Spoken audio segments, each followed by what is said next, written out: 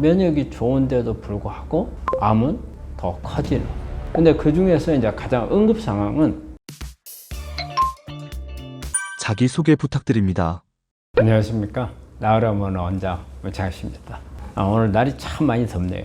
날 더우면 짜증이 많이 나잖아요. 우리 환자분들도 짜증 나는 일이 많죠. 내가 요즘에 우리 환자들 보면서 이런 환자들이 있어요. 아마 이 환자도 짜증이 날 거라 생각해서 말씀을 드리는 건데, 우리 환자들이 이게 뭐 재발이 되고 전이가 되는 이런 분들이 있어요. 면역이나 이런 걸 검사해 보면은 좋아요, 면역은. 근데 면역이 좋으면은 우리가 암을 잘 억제할 거라고 생각하는데, 면역이 좋은데도 불구하고 암은 더 커지는, 이걸 어떻게 해석을 해야 될 건가? 그런 상황에 처해 있는 우리 환자분들한테 몇 가지 좀 알려드리겠어요. 우리가 면역이 높다 해가지고 무조건 암을 다 잡고 암이 이제 치료가 된다, 이제 그 부분은 아니라는 거예요. 그거는 암이라는 것 자체가 여러 가지 요소가 있어요. 그래서 우리가 유전자적인 문제도 있고요. 그 다음에 우리가 암세포가 스스로 그 방어벽을 치는 것들이 있거든요. 이 방어벽이 얼마만큼 세느냐에 따라서 내 면역세포가 아무리 공격을 하더라도 공격하기가 어려운 그런 부분이 될 수가 있거든요. 그래서 이런 부분도 이렇게 이제 검사를 해보면 좀 알 수가 있어요. 그래서 혹시 그런 상황에 있는 분들이라면 우리 다음 강의 때 한번 그런 부분들을 소개하는 강의를 좀 할까 그래요. 여러분들 지금 짜증이 나는데 조금 시원하게 해줄 수 있는 방법을 말씀을 드리도록 하겠습니다. 항암 중 발열이 난다면 왜 그런 건가요? 우리가 항암을 하는 동안에 열이 나는 경우는 종종 있습니다. 그 항암제 중에서는 세포독성 항암제가 열이 많이 나죠. 그 이유는 세포독성 항암제는 되게 빨리 성장하는 세포를 공격을 하는 거죠. 암세포가 빨리 성장을 하기 때문에 타겟이 되는 거고, 또 그러게 되면 암세포만이 아니고 우리 면역세포들 성장 속도가 빠른 게 있어요. 호중구가 그 중에 하나예요. 되게 림프구는 성장 속도가 늦어요. 그래서 공격을 많이 안 받지만 호중구가 공격을 많이 받아요. 그래서 호중구가 떨어지면 호중구의 역할은 세균에 대한 방어를 하는 거거든요. 그 세균에 대한 방어를 호중구가 하기 때문에 한마디로 호중구가 떨어지게 되면 세균에 의한 감염이 될 가능성이 높아요. 감염이 되면 우리 몸에서 열이 날 수가 있죠. 그래서 항암하고 있는 동안에 가장 우리가 이제 고열이 나는 것에 주의해야 되는 부분은 바로 이 세포독성 항암제입니다. 38도 이상이 되면은 빨리 응급실로 와라고 아마 항암을 할 때 주치의가 아마 주의사항을 줬을 거예요. 그래서 일반적으로는 세포독성 항암제를 쓰는 경우에 열 나는 경우는 호중구가 떨어진 경우지만 이제 그렇지 않은 경우도 있어요. 이런 경우는 되게 호중구는 떨어지지 않았지만 어떤 감염이 됐을 경우에, 호중구가 떨어져 가지고 감염이 돼서 고열이 날 때는 응급사항이에요. 그걸 빨리 가가지고 호중구 높이는 주사를 맞든가, 아니면 너무 심하면 격리해 가지고 치료를 해야 되든가 이런 상황이 되는 거고. 그런데 호중구가 떨어지지 않는 상태에서 열이 나는 경우에, 이럴 때도 세균 감염 때문에 올 수가 있어요. 단지 호중구가 떨어지지 않았기 때문에 저항력은 가질 수가 있죠. 그래서 이럴 때는 항생제를 쓰고 해열제를 쓰고 그러면 또 좋아질 수가 있죠. 그런데 또 하나 올 수 있는 경우가 있습니다. 호중구가 떨어지지도 않았고 감염도 없고 어떤 다른 특별하게 열이 날 만한 원인이 없는데 열이 나는 경우가 있습니다. 이런 경우는 가장 많은 것은 암세포가 괴사된 현상 때문에 그럽니다. 우리 항암을 해가지고 암 덩어리 안에 있는 암세포가 괴사가 되면 고름 덩어리처럼 바뀌어요. 그러면 이런 고름처럼 바뀌어 있는 여기에서 열이 나는 수가 있어요. 대개 이런 경우는 우리가 원인 모르는 이제 열이라고 이제 판단을 하는데 추측을 하는 거죠. 암세포가 괴사가 돼가지고 열이 나는구나. 이런 경우가 있고, 또 하나 올 수 있는 건요, 정말 이거는 잘 우리가 짐작하기 어려운 거지만 이런 약제들을 쓰면은 이유 모르게 열이 나는 환자들이 있습니다. 항생제를 쓰든지 항암제를 쓰든지 원인 모르게 이런 경우도 있고, 그래서 우리가 항암을 하고 있는 동안에 열이 날 수 있는 원인은 여러 가지가 있어요. 근데 그 중에서 이제 가장 응급 상황은 호중구가 떨어졌을 때예요. 호중구가 떨어져서 2차적으로 세균이 감염이 됐을 때는 잘못하면 우리가 폐혈증에 빠져서 환자 목숨이 위험해질 수 있거든요. 그래서 우리가 항암하는 동안에 열 나는 것을 주의하라. 그리고 이제 우리 이런 것을 말씀을 드려요. 대개는 우리 환자분들이 열이 나면 해열제를 먹어버려요. 근데 해열제를 저희는 함부로 먹지 말라고 이야기를 해요. 해열제를 먹으면 열이 떨어지겠죠. 일단은 우리가 열이 난다는 것은 우리 몸 안에 있는 어떤 상태를 알려주는 신호예요. 그래서 호중구가 떨어져가지고 잘못하면 폐혈증에 빠질 수 있으니까 빨리 응급조치를 하라고 열이 나서 우리한테 알려주는 거거든요. 근데 열이 나는 건데 그냥 해열제를 써서 열만 떨치면 이거는 열만 떨어진 거지 감염으로 인한 폐혈증을 막아주는 것은 아니에요. 그럼 오히려 이게 열을 떨어뜨리면서 시간을 놓칠 수가 있어요. 조치를 할 수 있는 타임을 놓쳐서 정말 폐혈증에 빠져가지고 목숨이 위험해질 수 있는 상황이 있어요. 그렇기 때문에 세포독성 항암 할 때 저는 환자들한테 가능한 한 해열제를 먹지 마라고 이야기를 해요. 열이 나면 38도 이상의 열이 계속 지속적으로 나면 빨리 치료하는 병원에 응급실로 가거나 아니면 가까운 병원에 가가지고서 호중구가 수치가 얼마나 되는가 이것을 확인하라고 그래요. 그래서 만약에 호중구가 떨어져 있으면 빨리 가서 호중구를 높여주는 주사가 있습니다. 이런 부분들을 조치를 받아야 돼요. 우리가 항암을 하는 동안에 열 나는 원인은 여러 가지가 있지만 일단 호중구가 떨어졌을 때 가장 큰 문제가 될 수 있는 부분이고 그 외의 것들은 크게 그렇게 심리하지 않아도 돼요. 그런 경우는 해열제를 써도 되고 또 항생제를 쓸 수도 있고 근데 항암하는 동안에 항생제를 꼭 필요한 경우 외에는 가능한 한 안 쓰는 게 좋습니다. 항생제를 많이 쓰게 되면 이런 항암제에 대한 내성도 빨리 올 수도 있습니다. 그래서 이런 부분들을 주의해 가지고서 하시면 열에 대한 부분은 충분히 조치를 할 수가 있을 겁니다. 항암 중 발생하는 위기 상황은 어떤 것이 있을까요? 열 말고도 항암하는 동안에 위기사항은 너무 부작용이 심해서 막 설사가 막 너무 심하게 난다든지 구역질이 오심 구토 증상이 심하다든지 이래서 영양결핍증에 빠져버린 경우가 있죠. 근데 그 중에서도 특히 영양결핍증 중에서도 우리가 전해질 부족 현상으로 오게 되면 잘못하면 생리 기능이 깨져서 위험할 수 있거든요. 그럴 때가 가장 이제 위험한 상태이기 때문에 이런 경우는 빨리 본병원으로 가거나 아니면 가까운 병원에 가서 조치를 받는 게 매우 중요하죠. 그 다음에 이제 우리가 또 우리 환자분들이 고려해야 될 이런 부분들은 손발 저리는 거. 이런 부작용들이 이제 매우 이제 심하게 올 수 있는. 그 이제 손발 부작용 같은 거 이런 올 수 있는 부분들은 특히 저희가 이제 우리 환자분들한테 말씀드리고 싶은 것은 증상이 나오기 전에 조치를 하라. 증상이 나와버리고 나면 조치가 좀 쉽지 않아요. 특히 우리가 말초신경 손상은요, 항암제를 쓰게 되면 이 항암제가 산화물이거든요. 그래서 이 산화물이 말초신경의 이 피막을 벗기는 역할을 해요. 우리가 전선이 있으면은 바깥에 비닐막이 있고 안에 구리선이 들어있잖아요. 그러면 신경도 똑같이 생겼어요. 안에 신경이 있고 신경을 싸고 있는 막이 있어요. 그걸 수초라 하는데, 신경 수초라 하는데 이 항암제가 이걸 벗겨내는 거예요. 벗겨내버리고 나면 여기에서 전기가 새요. 우리가 전선에서 피막이 벗겨지면 전기가 새서 방전되겠죠. 마찬가지로 신경도 똑같이. 벗겨진 자리에서 방전이 돼요. 그래서 우리가 찌릿찌릿하고 느끼는 거예요. 다 벗겨져 버리고 난 후에 치료를 하려면요, 만들어서 메꿔야 되잖아요. 그건 매우 어려워요. 쉬운 것은 어때요? 벗기지 못하게 하는 것은 쉽겠죠. 그렇기 때문에 특히 세포독성 항암제를 사용을 하면 특히 이제 플라틴 계열의 시스플라틴, 옥살리플라틴, 네오플라틴, 이 플라틴 계열의 약은 저린 증상이 매우 심하게 나옵니다. 이런 약을 쓰는 경우에는 항산화제를 써서 미리 예방을 할 수가 있어요. 그러면 손발 저리는 것을 막아줄 수가 있는 부분이죠.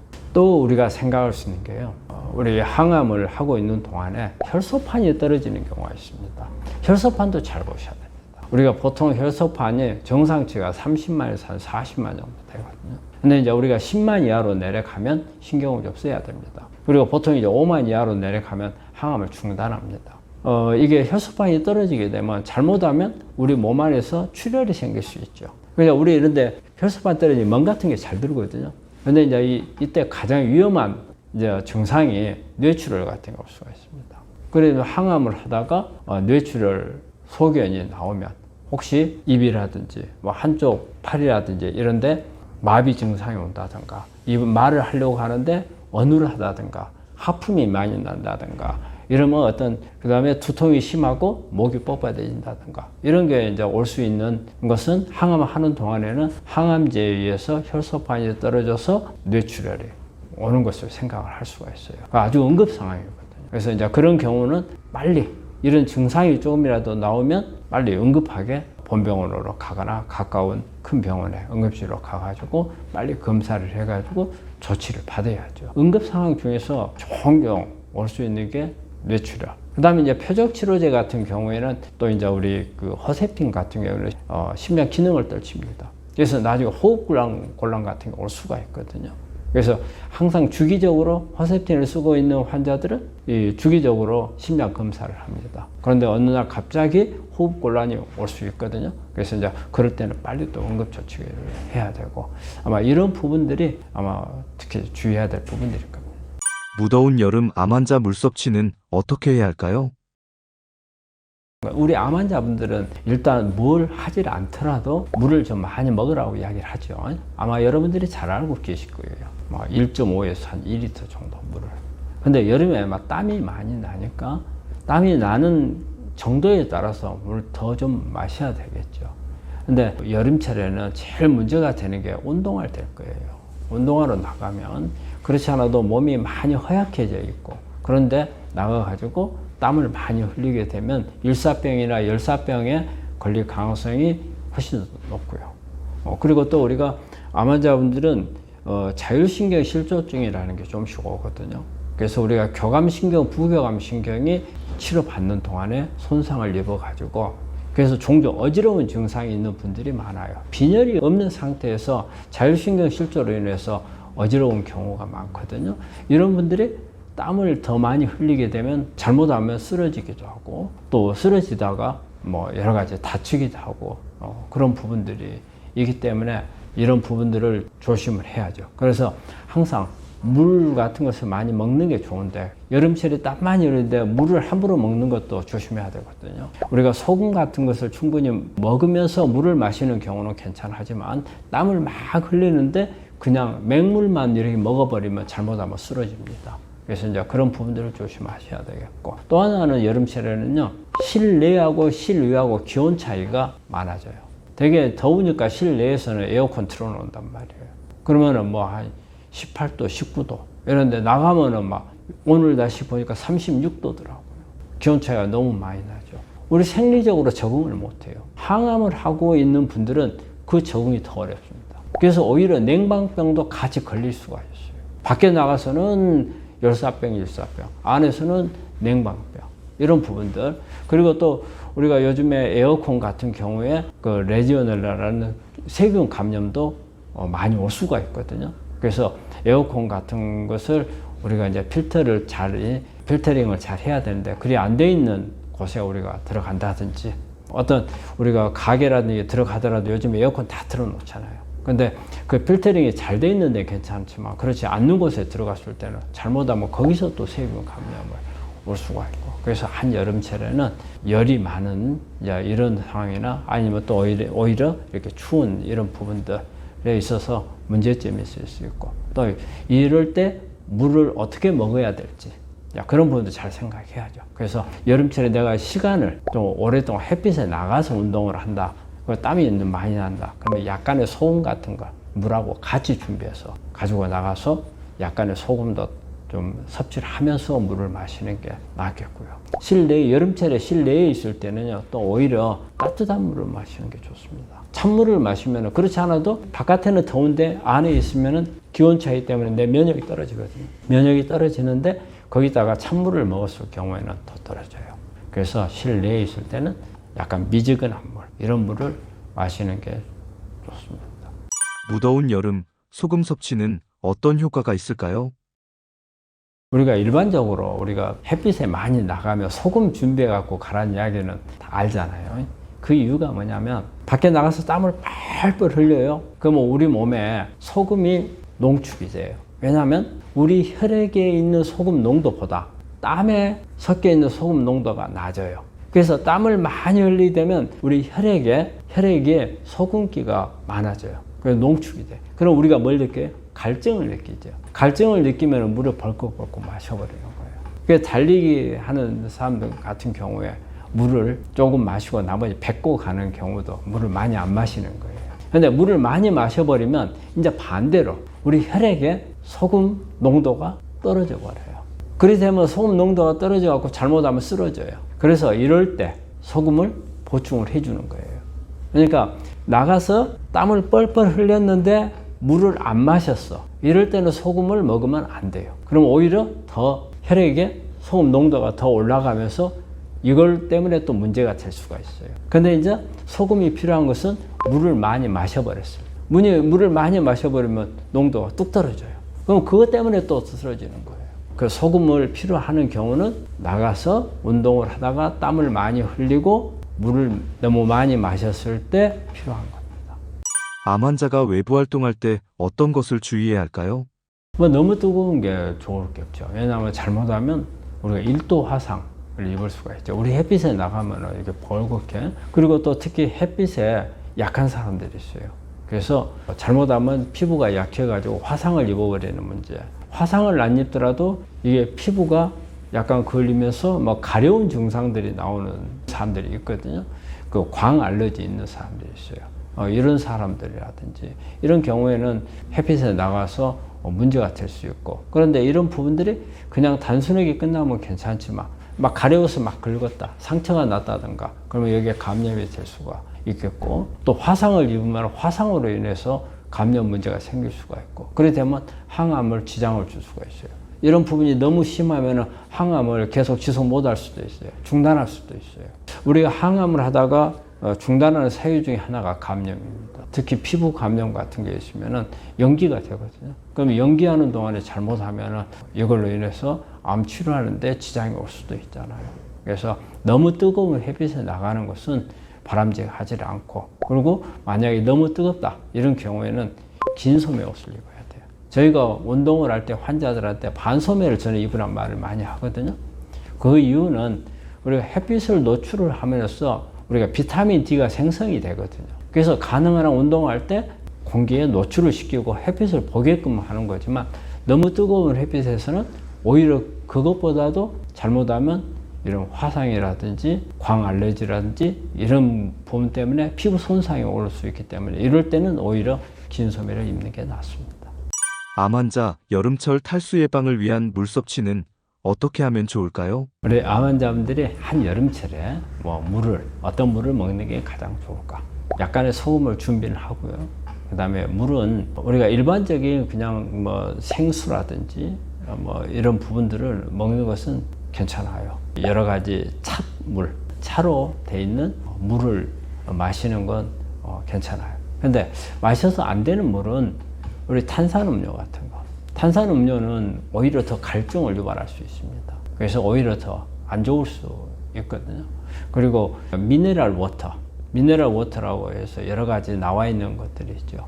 이런 게 우리가 땀을 많이 흘렸을 때 도움이 될 수도 있고 도움이 안 될 수도 있어요.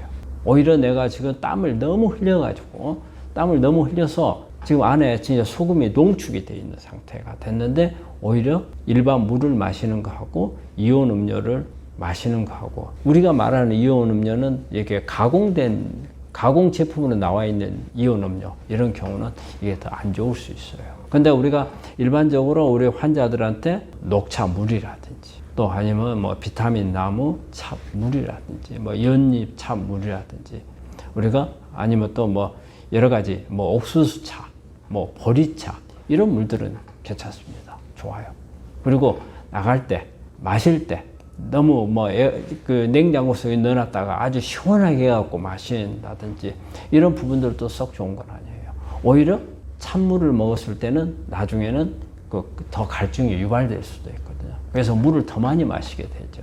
그런데 나중에 소금 같은 것을 보충이 안 됐을 때는 그게 쓰러질 수 있는 그런 부분이니까, 가능한 한 미지근한 물이 오히려 갈증을 더 줄이는 데는 좀 더 도움이 돼요. 그래서 너무 찬물을 마시는 거, 그 다음에 탄산음료, 그 다음에 가공된 이온 음료, 이런 부분들을 가능한 피하는 게 좋고, 가장 좋은 거는요, 나가서 땀 뻘뻘 흘리면 일단 물을 마셔요. 대신 많이 마시지 말고 갈증이 해결될 정도로만. 근데 마시다 보면 나도 모르게 여러 차례 마시게 되면 그때는 소금을 좀 먹고 그 방법이 가장 좋습니다. 암 환자 여름철 수면 어떻게 해야 할까요?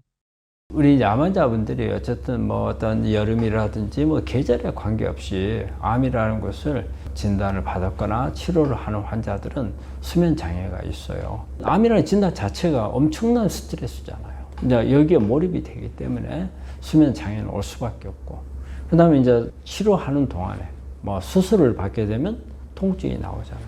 항암을 받게 되면 여러 가지 부작용이 나오잖아요. 또 방사선도 마찬가지로 피부 같은 게 손상을 하거나 또 방사선 하게 되면 상당히 피로한 것들이 있거든요. 그래서 이제 잠을 못 자는 게 이제 우리 일반적으로 암 환자분들이 한 60% 환자들 이상에서 그런 불면증이 있는 걸로 돼 있거든요. 그런데 이렇게 이제 날이 너무 덥다든지 이런 경우에는 더 짜증이 나잖아요. 그래서 더 잠을 자기가 더 어려워지죠. 이제 잠을 잘 수 있는 이런 부분들을 나름대로 연구를 해야 하잖아요. 근데 이거는 일반적인 생활을 하면서 우리가 수면을 개선하기 위한 방법들이 있어요. 잠들기 전에는 절대 침대에 들어가지 마라. 그 다음에 침대에 누워서 자려고 하는데 30분 이상 있어도 잠이 안 온다. 그러면은 그냥 일어나라. 그리고 낮에 절대 침대에 누워 있거나 아무리 피곤하더라도 잠을 자지 말라. 그 다음에 저녁 식사는 최소한 자기 4시간 전에 끝내라. 그 다음에 운동도 잠자기 2시간 내지 3시간 전에 운동도 다 끝내라. 그 다음에 간식을 먹지 마라. 자, 이런 부분들이 생활 내 방식을 바꿈으로써 수면을 개선할 수 있는 방법이고요. 근데 이제 이런 부분 가지고 잘 안 되는 경우에는 우리가 이제 어떤 수면 유도제를 쓴다든지 아니면 멜라토닌 제제를 쓴다든지 이런 방법들이 있겠죠. 그런데 이제 여름철에 지금 이 시기 때 가장 이제 문제가 되는 것은 너무 더워서 문제가 되는데, 이제 더운 상태에서 문제가 되기 때문에 이런 경우에는 이제 우리 환자들이 에어컨을 많이 켠단 말이에요. 근데 에어컨을 켜는 것은 별로 좋지 않은 방법이에요. 오히려 선풍기를 틀어서, 선풍기를 더 틀더라도 내 몸으로 직접 오지 않게끔 이렇게 반대 방향으로 틀어서 간접적으로 공기가 순환돼서 낮에 바람이 올 수 있도록 이런 방법들을 사용하는 게 좋고, 근데 에어컨을 틀어버리는 경우에는 오히려 더 수면을 방해할 수가 있어요. 처음에는 우리가 너무 더우니까 괜찮았지만 자는 동안에 체온이 더 떨어지거든요. 떨어졌을 때 문제가 될 수 있기 때문에 가능한 한 에어컨 같은 거를 켜지 않는 거. 그리고 저녁에 늦게 물 같은 걸 많이 마시지 마세요. 날이 더우니까 물을 막 벌컥 마신단 말이에요. 그러면 자다가 깨는 거예요. 계속. 자다가 깨기 때문에 이것 때문에 또 잠을 설치게 되고, 또 날이 더우면 한번 잠들기도 어려웠는데 중간에 깨가지고 또 잠을 들려고 가면 더워서 더 잠들기 어려운 이런 부분들이 생길 수가 있고, 그래서 물을 마시는 것도 어느 정도 잠들게 한 4시간 이전에 중단을 하고, 그 다음에 저녁에 막 날은 덥고 잠은 안 오고 그러니까 막 핸드폰을 막 한다든지 또 아니면은 뭐 TV를 본다든지 이런 강한 빛, 특히 블루 컬러 빛을 많이 보게 되면 또 잠을 설치거든요. 그래서 이제 그런 부분들을 차단하는 거. 그래서 그런 방법들을 이용을 하는 게 아마 조금 수면을 조정하는 데 도움이 될 겁니다. 여름철 지치고 힘들 때 어떤 음식을 먹으면 좋을까요? 우리 그 여름철에 이렇게 많이 지치고 그러면 우리 환자분들 기력이 많이 떨어지죠. 기력이 많이 떨어져서 뭔가가 뭘 보충을 해야 된다. 그래야 또 기력도 올라오고 체력도 올라오고 면역도 올라온다. 예, 이렇게 이제 생각을 하는 분들인데, 뭐 많은 걸 먹어서 기력 올라오고 체력 올라오는 것은 가능할 수도 있겠지만 면역 올라온다는 거 생각하시는 것은 잘못된 거예요. 면역은 내가 많이 먹는다 해서 올라온 건 아니에요. 그러면 여름철에 내가 기력을 올리기 위해서 뭐가 제일 좋겠는가? 우리 환자분들 아마 대부분이 고기 먹고 육류 먹는 거. 안 되면은 여름철에 우리 뭐 삼계탕 먹고, 뭐 요즘에 보니까 뭐 염소고기 막 이런 거, 요즘에 한참 또 염소고기를 뜨더라고. 이제 이런 부분들을 먹어가지고 보충을 해야 된다. 이런 생각을 하시는데, 뭐 조금씩 먹는 건 괜찮아요.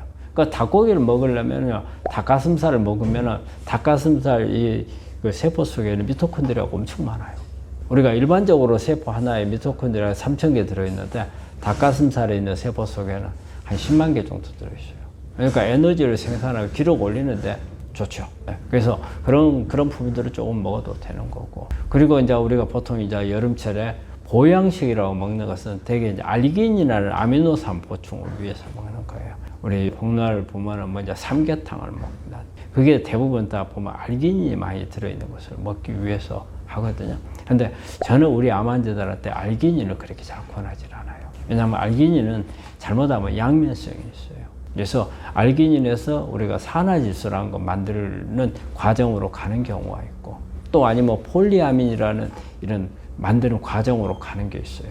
그래서 산화질소를 만드는 과정으로 가는 것을 우리는 목적으로 하고 먹는 거예요. 이걸 먹으면 우리가 시원한 느낌이 들고, 그런데 내 목적하고 다르게 폴리아민이라는 것을 만들어 버릴 수가 있어요.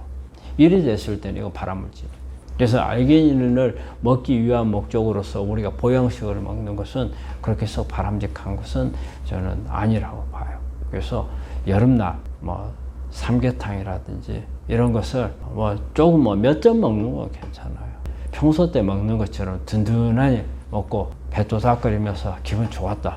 근데 그게 정말 기분이 좋을 상황인지 아니면은 나한테 마이너스가 될 상황인지는 잘 생각해 보셔야 돼요. 그래서 그런 부분들을 가능한 한 저는 그런 쪽보다는 여름철에는 특히 우리가 그 탄수화물 중에서 복합 탄수화물 계통을 조금 먹고, 복합 탄수화물이라고 하면은 되게 이제 식사로 하자면은 이제 보리나 현미나 그 다음에 호밀, 통밀, 귀리 이런 것들이겠죠. 이런 부분들을 하고 그 다음에 야채 스무디 같은 것을 내서 이런 부분들도 충분하게 우리 여름철에 소홀해지기 쉬운 영양소들이 많이 들어있어요. 여름철에는 에너지 소비가 많거든요. 그렇기 때문에 우리가 여러 비타민이라든지 이런 부분들이 많이 필요한데 그런 걸 공급을 충분히 잘 해주는 게 에너지 미토콘드리아 기능을 높여주는 거거든요. 그래서 미토콘드리아 기능이 높여져야 에너지를 많이 만들어서 우리가 지친 부분들을 막아줄 수가 있어요. 근데 우리가 아침, 점심, 저녁을 먹게 되면 칼로리는 부족하지 않아요. 근데 우리 환자분들이 잘못 생각해서 칼로리가 부족하니까 채워야 된다는 개념으로 고기를 먹고 많은 것을 먹으려고 하는 거예요. 근데 우리 몸에 실제 필요한 칼로리는요, 우리가 일상적으로 먹는 것만 가지고도 충분해요. 제일 여름철에 문제가 되는 것은요, 비타민이나 미네랄, 물이에요. 그럼 비타민이나 미네랄, 물은 어디에 많이 들어있어요? 채식에 많이 들어있죠. 그 다음에 통곡류라든지 이런 복합 탄수화물에 많이 들어있거든요. 복합 탄수화물을 먹으면 영양소 중에서도 미네랄이나 비타민을 얻으면서도 내가 칼로리를 얻을 수 있는 것을 같이 얻을 수가 있어요. 그렇기 때문에 꼭 무조건 한여름에 보양식으로 육류를 먹어야 된다. 그거는 아니라고 봐요. 여름철일수록 더욱더 부족해지기 쉬운 게 비타민이나 미네랄이에요. 그런 게 많은 게 채식이고, 그런 부분들을 많이 우리가 먹고 먹기 좋게 만들면 스무디라든지 야채 주스라든지 그런 부분들을 만들면은 레시피를 잘하면은 정말 먹기 좋게끔 할 수가 있거든요. 그런 방법을 어디서 찾으시는 게 가장 좋은 방법이라고 생각합니다. 암 환자가 여름철에 절대 조심해야 하는 음식은 뭐가 있을까요? 항암을 하는 환자분들은 이제 취약한 게 외부 이제 세균 이런 부분에 이제 취약하거든요. 근데 이제 여름철에 이제 취약한 부분은 여러 가지 우리 해산물에 있는 그 여름철에 많이 생기는 세균이나 독소 이제 이런 부분들이 상당히 이제 문제가 되죠. 그런데 일반인들도 문제가 될 수는 있어요. 하지만 항암을 하고 있는 환자들은 특히 호중고가 떨어져 있기 때문에 그런 부분들에 대해서 주의를 해야 되는데, 그래서 우리가 환자분들한테 항상 말하는 게 항암하는 동안에 날 것을 많이 먹지 말라는 이야기를 하거든요. 날 것은 음식도 마찬가지예요. 우리가 야채를 먹는 것도 마찬가지고, 회도 날 것은 감염을 시킬 수 있는 가능성이 많고, 또 특히 해조류라든지 폐류 이거는 더 위험할 수도 있거든요. 그 자체로도 위험하지만 항암을 하고 있는 상황이면 일반인보다 더 치명적이 될 수가 있죠. 그래서 여름철에 가능한 익혀서 먹어야 되고, 채소도 마찬가지예요. 그 다음에 육류도 마찬가지고, 특히 폐류 같은 경우는 한 여름철에는 가능한 안 드시는 게, 폐류 같은 경우는 날 것으로 먹는 건 당연히 문제가 되겠지만 익혀서 먹더라도 독소가, 세균은 죽더라도 독소는 없어지질 않습니다. 익혀도. 특히 폐류에 있는 독소들이 많이 그렇죠. 그렇기 때문에 여름철에는 가능한 폐류 종류는 안 먹는 게 좋을 겁니다. 그리고 다른 것들은 다 익혀서 먹는 게 좋고. 그럼 우리가 주스 같은 거, 스무디 같은 거 이런 경우는 우리가 먹는데 이것도 익혀서 먹는 것도 좋은 방법입니다. 날 것으로 그냥 즙을 짜가지고 먹는 것보다도 여름철에는 익히면은 오히려 익혔을 때 나오는 좋은 영양소들이 있거든요. 그런 부분들을 흡수한다고 생각을 하고 그렇게 드시는 게 도움이 되고, 또 우리 환자들, 항암을 하고 있는 환자들은 날 것을 소화하기가 더 어렵습니다. 우리가 장 점막 손상 같은 게 많이 오고 구내염 같은 게 오고 그 다음에 위염 같은 게 증상이 오기 때문에 그런 부분들은 또 소화하거나 하는 데 있어서도 마찬가지로 익힌 게 훨씬 더 낫거든요. 그래서 가능한 익혀서 드시는 것을 권합니다. 구독자분께서 댓글로 남겨주신 질문입니다. 우리 세연 씨께서 보내주신 거네요. 리트머스 용지는 어디서 구하나요? 리트머스 시험지는 우리가 일반적으로 우리 학교 다닐 때 썼던 리트머스는 1, 2, 3, 4, 5, 6, 7, 8 이렇게 나와 있는 거죠. 1단위로. 근데 우리가 시중에서 우리 환자분들이 구하는 거 보니까 0.5단위로 되어 있는 것들을 구하셨더라고요. 근데 0.5단위도 정확성이 없습니다. 왜냐하면 우리 몸 안에 산성도는 대개 0.1단위로 변하는 거거든요. 그래서 우리가 혈액에 있는 산성도는 7.35에서 7.45고요. 그리고 이제 우리가 일반적으로 산성화냐 알칼리냐 이런 부분들을 보려면 아침에 일어날 때, 막 일어나서 체크할 때 6.8 이상, 그리고 30분이 지나서 재수할 때는 7.0 이상이 되어야 된다고 이렇게 하거든요. 그럼 이걸 보면 다 0.1단위로 보는 거예요. 근데 0.1단위까지 돼 있는 리트머스 시험지는 잘 없거든요. 그래서 이제 우리가 쓰고 있는 것은 0.2단위로 쓰고 있습니다. 근데 우리가 문방구나 이런 데 가서 하면 아주 강한 거, 그 다음에 또 인터넷에서 나온 거 보면은 0.5단위로 나와 있는 게 있습니다. 0.2단위로 나와 있는 것을 구해서 쓰시는 게 좋겠고, 그래서 병원들은 0.2단위로 돼 있는 리트머스 시험지들을 가지고 있습니다. 그러니까 그 리트머스 시험지는 우리가 이제 침을 가지고 검사를 하러 가거든요. 근데 이제 우리 환자분들이 와가지고 소변을 가지고 이제 검사를 하려고 하시는 분들도 있어요. 근데 침을 가지고 검사하는 거하고 소변을 가지고 검사하는 게 차이가 있어요. 그래서 우리가 이제 소변은 그날 내가 어떤 음식을 먹었느냐를 보기 가장 좋은 지표예요. 내 몸에서 폐하는 7.35에서 7.45로 항상 고정이 되어 있어요. 이게 깨지면은 이 사람은 문제가 되는 거예요. 그렇기 때문에 7.35에서 7.45 유지를 하기 위해서는 우리 몸의 음식을 통해서 들어오는 산성 물질들을 다 소변을 빼버려요.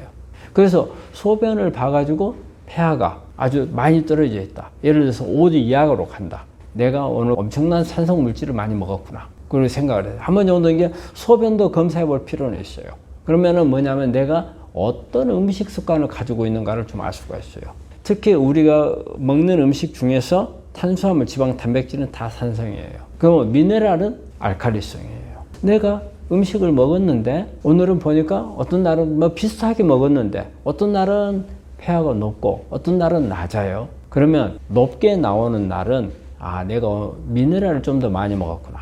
폐하가 아주 낮게 나온다. 그러면 내가 오늘은 미네랄을 적게 먹었구나. 이런 부분들을 생각할 수가 있어요. 그래서 내가 음식을 조절하는 방법으로서 이게 소변 체크를 해보는 것은 도움이 돼요. 그런데 이제 우리가 중요한 것은 암 주변의 폐하를 보기 위한 거예요. 암 주변의 산성도. 그거는 실제적으로 체크하기는 그게 쉽지는 않아요. 그런데 우리가 간접적으로 짐작할 수 있는 방법은 침이 간질액이거든요. 우리가 암덩어리가 있으면 주변, 이게 암덩어리 주변 간질액의 산성도거든요. 근데 이제 침은 완전하게 간질액이라고 볼 수는 없지만 그래도 약간 간질액 쪽에 가깝다고 볼 수는 있어요. 그래서 이제 침을 가지고 우리가 이제 산성도 체크를 하거든요. 그래서 이때 만약에 막 일어나서 눈 뜨자마자 물도 마시지 말고 체크를 해가지고 6.7 이하로 나오면 내 몸이 약간 산성화되어 있다. 30분이 지나서 쟀을 때는 7.0 이하가 됐으면 내 몸이 산성화가 되어 있구나. 그렇게 생각하시면 됩니다. 저는 우리 환자분들한테 되게 일주일에 한 번씩 하라고 권하고 있어요. 뭐 매일매일 해도 상관은 없죠. 상관은 없는데 보통 이제 일주일 단위로 교정을 하면서 또 매일매일 하게 되면 스트레스 되게 받아요. 먹었는데 나는 알칼리라고 생각해서 뭘 먹었는데 폐하고 교정이 안 돼 있어. 스스로 막 스트레스 받잖아요. 그렇기 때문에 저는 차라리 일주일에 한 번씩 받는 것을 권하고 있습니다. 주의사항은 침 묻혀가지고 바로 보면 돼요. 그런데 한 1분 이상 두고 있으면은 그 수치 달라져요. 그렇기 때문에 오랫동안 있는 것은 의미가 없어요. 구독자분께서 직접 남겨주신 질문입니다. 다음 질문은요, 민들레님께서 보내주신 건데, 항암 치료를 하는 게 아닌데 혈소판 수치가 3층까지 떨어졌다고 합니다. 혈소판 7봉 3번을 맞았는데 계속 떨어집니다. 골수 검사하고 기다리는 중인데 걱정이 많습니다. 스트레스도 관련되는지요? 아마 이 부분은 스트레스하고 뭐 간접적으로는 좀 영향을 줄 수 있겠지만 직접적인 영향을 주는 부분은 아니고요. 그리고 항암을 하는 것도 아니네요. 근데 이런 경우에는 혈액에 어떤 질환이 있을 가능성이 있죠. 그렇기 때문에 제일 조심해야 하는 게 어디 부딪힌다든지 이런 상처가 나서는 안 되죠. 상처가 나게 되면 지혈이 안 되고, 그 다음에 어디에 충격 같은 것을 받아도 안 돼요. 그러니까 잘못하면 뇌출혈 같은 거, 내 몸 안에서 출혈이 생길 수가 있거든요. 근데 우리가 일반적으로 뭐 몸이라든지 뭐 이런 데는 하지만 잘못하면 뇌출혈 같은 것도 올 수가 있기 때문에 위험하거든요. 그렇기 때문에 항상 조심하는 것은 어디 부딪히지 않도록 하는 것을 조심을 해야 될 겁니다. 이제 골수 검사를 해가지고 혈소판이 생성이 안 되는 이유를 찾기 위한 거예요. 골수에서 문제가 있는 건지 아니면 혈액에서 문제가 있는 건지 그런 부분들을 보기 위한 거죠. 구독자분께서 직접 댓글로 남겨주신 질문입니다. 리슈빌님께서 보내주신 건데요. 건강보조식품으로 부족한 영양 보충할 수 없을까요? 네, 있습니다. 요즘에는 뭐 건강보조식품으로 엄청 많이 나와 있죠. 뭐 비타민도 뭐 종류별로 다 나와 있고, 복합제재료도 나와 있고, 그 다음에 미네랄도 나와 있고, 비타민하고 미네랄하고 같이 나와 있는 것도 있고, 그 다음에 그 외에 뭐 파이토케미칼, 특히 우리 암 환자분들은 파이토케미칼이 많이 필요하거든요. 예를 들어가지고 뭐 케르세틴이라든지 뭐 비세틴이라든지 레시보라트롤, 뭐 이지시즘, 다양한 이런 부분들이 있어요. 그래서 이런 부분들은 영양 보충 개념보다도 치료 목적으로도 쓸 수 있는 부분들이 있기 때문에 그런 부분이라든지, 그래서 검사를 받아가지고 어떤 부분들이 부족하는가 맞춰서 보충을 하는 게 좋습니다. 그냥 누가 이거 좋으니까 한번 먹어봐라 이런 개념보다는, 특히 우리 암 환자분들은 검사를 해보면 뭔가가 깨져 있는 게 있어요. 예를 들어 가지고 측정을 해보니까 셀레늄이 부족하게 나온다든지, 뭐 비타민 C가 부족하다든지, 아니면 또 우리 몸에 어떤 산화물들이 많이 만들어지는 그런 패턴이 보인다든지, 그럼 이제 그랬을 때 거기에 맞춰서 어떤 보조품을 쓴다는 거, 이런 개념으로 가야 되거든요. 그런데 그렇지 않게 되면 우리 환자분들 되게 그래요. 유튜브라든지 뭐 보면은 뭐가 좋아 막 하니까 막 사재 끼고, 주변에서 누가 암에 걸렸다 하니까 뭐 이거 좋다더라 갖다 주고 저거 좋다더라 갖다 주고, 이거 다 먹게 되면요 내 몸이 못 버텨요. 간이 버티지를 못하잖아요. 제가 우리 환자분들한테 종종 가지고 있는 기능식품이라든지 보조식품 있으면 다 가지고 오라 하거든요. 제가 먹을 수 있는 거 없는 거 구분을 해주겠다 하거든요. 그러면 다 가지고 오면 그 환자분의 건강 데이터하고 맞춰가지고 이것은 먹고 이것은 먹으면 안 되고 구분을 해주거든요. 근데 우리 환자분들 그걸 모르잖아요. 그렇기 때문에 함부로 먹는 것은 좋은 건 아니에요. 근데 또 이런 분들이 있어요. 기능식품 한 서너 가지 먹으면, 야, 여기다 한 가지만 더 먹으면 간이 막 망가지는 거 아닌가? 기능식품 몇 가지 먹는다 해가지고 간이 그렇게 쉽게 망가지거나 그러지 않습니다. 우리 간은요, 캐파가 엄청 넓어요. 그래서 한마디로 해독할 수 있는 능력이 아주 큽니다. 그래서 조금 몇 가지 먹는다 해가지고 문제 되거나 그러지 않기 때문에 너무 또 소극적으로 생각하실 필요는 없고, 내가 먹는 게 어떤 부족한 게 있다든지 아니면 검사를 해가지고 보니까 데이터 상에서 안 좋은 게 있다든지 그런 부분들은 보조식품을 이용을 해서 교정도 하고 보충도 하는 것은 나쁘지 않습니다. 비타민 같은 경우에 우리 이제 비타민 D 같은 경우는 혈액검 사거든요. 혈액검 사면 우리가 정상이 30이에요. 그런데 대개 보면 10 이하인 사람들도 많아요. 그리고 또 뭐 보조식품을 먹는 사람들 봐도 뭐 30에서 조금 넘는 정도. 그러면 이건 60까지 올려야 되거든요. 비타민 D를 먹어야 되겠죠. 먹고 수시로 검사를 하면 내가 얼마 올라가는 걸 알 수가 있어요. 거기에 맞춰가지고 이제 계속 복용을 하니까 그것도 데이터를 봐야 돼요. 비타민C도 검사하면은 수치가 높은 건 낮은 건 나와요. 근데 이제 비타민C는 조금 달라요. 비타민C는 높냐 낮냐를 보고 그걸 낮은 것을 높여주는 개념이 아니에요. 그 낮은 것을 높여주는 혈중 농도를 가지고 하는 부분은 우리가 항산화제 개념으로 썼을 때 그래요. 항산화제. 그러니까 너무 정상보다 낮으면은 우리가 산화물들을 제거를 못 하잖아요. 그렇기 때문에 항산화제 개념으로서 정상 수치보다는 높게 유지를 해주는 건 맞아요. 근데 비타민C를 우리가 요즘에 암 치료를 하는데 쓰는 경우는 고용량요법을 쓰는 거거든요. 그건 혈중 농도를 높이기 위해서, 그러니까 기본적인 혈중 농도를 높이기 위해서 그런 거 아닙니다. 순간적인 혈중 농도를 400 이상으로 올려서 이렇게 됐을 경우에 이게 암을 치료할 수 있는 개념이 돼요. 암세포에 들어가가지고 과산화수소를 몽땅 만들어가지고 이 과산화수소가 암세포를 죽이게끔 하는 그 항암 효과를 보기 위해서 하는 거죠. 그래서 그 비타민C는 항산화제를 쓰는 경우가 있고 항암제를 쓰는 경우가 있기 때문에 이것도 데이터가 필요한 경우도 있고, 그리고 만약에 내가 항암 작용이 나는가 안 나는가 볼 때는 400까지 올라가는가 안 올라가는가 혈액 검사를 해볼 필요도 있고, 그것도 이제 데이터가 필요한 부분이고요.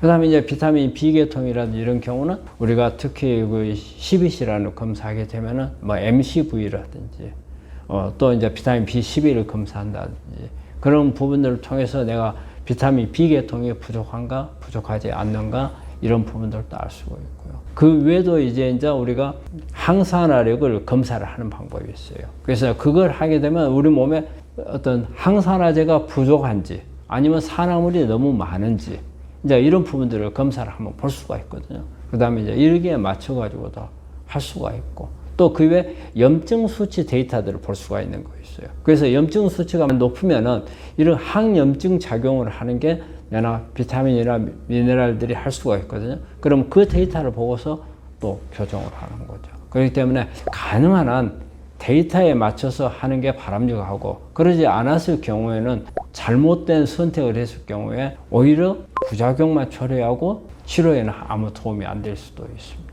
검사는 많이 있어요. 그래서 저는 우리 환자분들한테 일단 기능식품 다 가지고 오라는 것은 검사 후에 가지고 오라고 해요.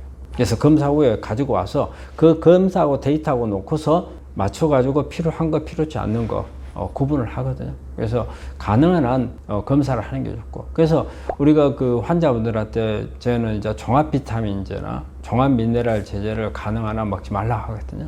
우리가 그런 부분들이 되게 일반인들이에요. 일반인들이 예를 들어 가지고 내가 뭐 스트레스가 많았다, 아니면 직장 생활에서 너무 많이 힘들었다, 또 우리 학생들 같은 경우는 공부하다 보면 지쳤다. 그래서 부족해 줄 수 있는 것을 조금씩 보충해 주는 개념이 종합 비타민제예요. 근데 이제 우리 암 환자가 돼버리면 뭔가가 다 균형이 깨진 거예요. 그럼 깨져 있는데 그거를 맞춰주려면 부족한 것을 메꾸는 개념이 돼야죠. 조금씩 보충해줘 갖고는 부족한 게 보충이 안 되는 거니까. 그래서 검사를 해가지고 부족한 것을 메꿔주고, 또 너무 오버가 되어 있는 것은 줄여줘야 되고, 잘못된 것을 교정해줘야 되고. 그렇기 때문에 보조식품이나 기능식품은 약이 아니니까 우리가 대충 먹어도 된다 이런 개념은 아니고요. 우리 영양소가 암 치료하는 데는 중요한 역할을 하거든요. 그래서 이 교정이 그냥 대충 랜덤식으로 하는 것은 정확한 데이터를 보면서 하는 것하고는 비교가 안 되죠. 그렇기 때문에 우리 환자분들은 조금 부족한 것을 메꾼다 개념이 아니에요. 많이 균형이 깨져 있는 부분을 균형을 맞추고, 어떤 경우는 치료를 하기 위해서 균형 이상으로 가야 될 수도 있어요. 그런 부분을 하기 위해서는 꼭 검사가 필요하다고 생각합니다. 아니 비타민 검사 같으면 비타민 B12 검사, 그 다음에 비타민 D 검사, 비타민 C 검사, 벌써 이제 그런 부분들이 있고, 그 다음에 이제 미네랄 같은 경우도 우리 전해질 검사 또 모발을 해가지고서 뭐 셀레늄이라든지 아연이라든지 뭐 구리라든지 뭐 철분이라든지 이런 부분들 다 조사를 할 수가 있고, 그 다음에 또 우리가 어떤 영양소, 단백질, 지방, 탄수화물에 내 몸 안에서 대사가 잘 되고 있는가 안 되고 있는가 이런 부분들을 보기 위한 뭐 유기산 검사라든지 뭐 엄청 많아요. 그래서 그런 검사들을 필요한 거, 그런데 그걸 전부 다 검사할 수는 없잖아요. 그래서 일단 기본적인 거 검사를 해요. 그래가지고 만약에 여기서 뭔가가 문제가 더 있는 것 같다, 그러면 더 추가적인 검사가 필요하면 그때 추가적인 검사를 하고, 그래서 처음부터 무조건 다 하는 건 아니에요. 기본적인 것부터 해서 하나하나 정말 문제점 있는 것을 찾아가면서 검사를 해가지고 그걸 보충을 해주는 거죠. 구독자분께서 남겨주신 댓글입니다. 방광암이신데 신장 기능이 많이 안 좋은데 익혀서 만든 야채 주스라도 안 좋을까요? 네, 이거는 안 됩니다. 왜냐하면 신장이 안 좋으면 우리가 걸르는 기능이 떨어지거든요. 그래서 우리 몸에 칼륨이 축적이 됩니다. 칼륨이 더 올라가요. 그럼 칼륨을 오히려 빼줘야 되거든요. 그런데 칼륨이 많은 음식을 피해야 돼요. 근데 야채 주스는 칼륨이 많아요. 그렇기 때문에 칼륨이 적은 음식을 찾아가지고 먹어야 됩니다. 대개 채소류는 칼륨이 다 많습니다. 그래서 이럴 때는 칼륨이 많은 음식을 빼야 되는 거고, 근데 먹고 싶은 게 있다면 인터넷에 들어가면 칼륨이 많은 음식들이 쭉 리스트가 나옵니다. 그래서 거기에 보고 내가 먹으려고 하는 음식이 칼륨이 높은가 낮은가를 보고 결정하고 드시는 게 좋습니다. 신장 기능이 정상일 경우에는 칼륨이 많이 필요한 경우는 세포 탈수 검사를 해보는 거예요. 세포 탈수를 검사를 해가지고 정상의 1% 이상 차이가 나면 탈수 교정을 해줘야 되거든요. 이럴 때 물을 넣어줘야 한단 말이에요. 탈수니까. 근데 세포 안에 물이 들어가려면 단독으로 못 들어가요. 칼륨이 있어야 들어가요. 그래서 칼륨이 많이 들어있는 음식을 섭취하면서 물을 마셔야 세포 탈수가 해결이 되죠. 이때 칼륨이 필요한 거고, 근데 신장 기능이 나쁜 사람들은 이 방법을 쓸 수가 없어요. 오히려 칼륨을 빼내야 되거든요. 이거는 오히려 칼륨이 많으니까 우리 몸이 붓잖아요. 신장이 나쁜 사람들. 그러니까 이것은 탈수를 해결하는 그런 문제가 아니에요. 그거는 칼륨을 빼내줘야 돼요. 칼륨을 빼내는 약들을 쓰고 그 다음에 칼륨이 많은 음식을 차단을 시키는 거죠. 구독자분께서 남겨주신 댓글입니다. 김영희님께서 보내주신 거네요. 4월 말에 내시경 조직검사로 폐암 2기 B이며 임파선 전이도 됐다 합니다. 수술 날이 8월에 잡혀 조직검사 후 석 달이 지나서 수술하게 되어 전이 문제로 너무나 불안하고 힘듭니다. 도와주세요. 요즘에 참 문제 많습니다.